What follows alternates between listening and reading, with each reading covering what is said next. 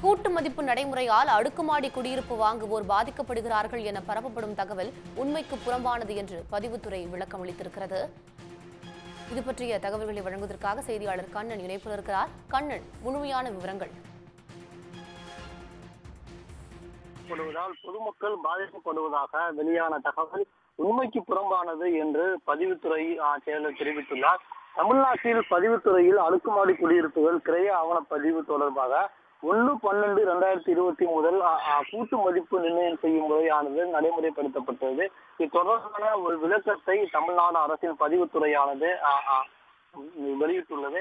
அதன்படி கூட்டு மதிப்பு அமலுக்கு வந்த 1-2 நேரத்துக்கு முன்பாக பதிவு செய்யப்பட்டுள்ள அடுக்குமாடி குடியிருப்பு சட்டங்கள் பொறுத்தளவு அது விற்பனை ஆவணமாக பதிவு செய்யப்படவில்லை என்றும் தெரிவிக்கப்பட்டுள்ளது. இவ்வாறு அடுக்குமாடி குடியிருப்புகளை பொறுத்து இரு ஆவணங்களாக பதிவு செய்யும் முறை நடைமுறை தமிழ்நாட்டில் தவிர்த்த வேறு. உடனுக்குடன் செய்திகளை தெரிந்து கொள்ள சன் நியூஸ் பெல் ஐகானை கிளிக் பண்ணுங்க.